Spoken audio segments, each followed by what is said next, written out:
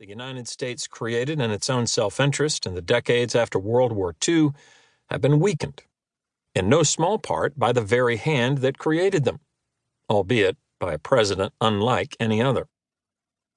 At home, our government is polarized, paralyzed, and seemingly incapable of addressing the manifold problems facing the country.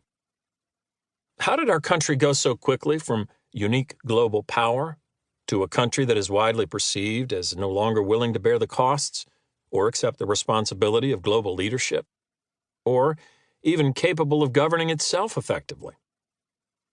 Answering how we got to where we are today internationally requires understanding the multiple forms of power that contributed to our achievement of historical singularity, and our earlier leaders' skill in using those many and diverse forms of power along the road to that high point. The answer lies also in the mistakes of post-Cold War presidents and Congresses and, in particular, their failure to recognize, resource, and use the arsenal of non-military assets that proved of critical importance in the long contest with the Soviet Union. It lies as well in their failure to understand that our place in the world in the decades ahead will depend for certain on a strong military, but also on reimagining and rebuilding those non-military tools. The answer is essentially the failure of too many of our recent political leaders to understand the complexity of American power, both in its expansiveness and in its limitations. Dwight D. Eisenhower became president on January 20, 1953. During his 2 terms, the Soviet Union acquired the hydrogen bomb. There were repeated crises with China over Taiwan and the Taiwan Strait.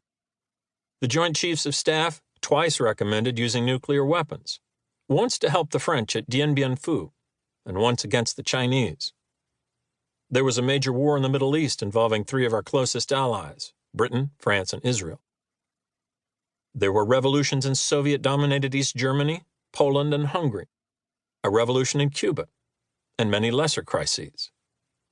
The period was one of great tension in the Cold War with the Soviets, and yet, from the moment Eisenhower signed the Armistice Agreement ending the Korean War in July 1953 until he left office in January 1961, not one American soldier was killed in combat. American prestige stood high around the world. How did he manage that feat? Eisenhower was the only post-World War II president who was a career military officer, a 5-star general who became commander-in-chief. He brought to the presidency great personal strengths, strategic insight, and leadership skills. He understood the uncertainties and risks always attendant to military operations. He knew the limits of military power in the nuclear age. He had the experience and confidence and rank to tell his generals no.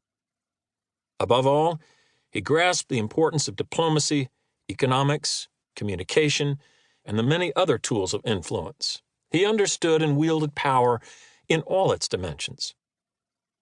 Ronald Reagan was routinely underestimated.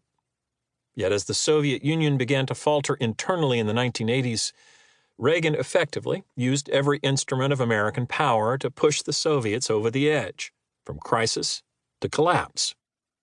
Upon taking office, he began the largest American military buildup in decades. He mobilized the CIA to covertly challenge Soviet adventurism and activities around the world, arming foes of Cuba, which acted as a surrogate for the USSR, and Angola, Ethiopia, and Central America. Challenged the Soviets directly in Afghanistan by arming the Mujahideen, and supported anti-communist movements such as Solidarity in Poland. Reagan brought economic pressure to bear on the USSR through sanctions and unprecedentedly aggressive efforts to block its acquisition of Western technology and know-how that might assist their weapons programs and their economy. Not since Eisenhower's and Kennedy's time did the United States Information Agency and its many channels of communication have such strong presidential support in sending America's message abroad, a message about the United States and what it stood for, and blunt talk about Soviet tyranny.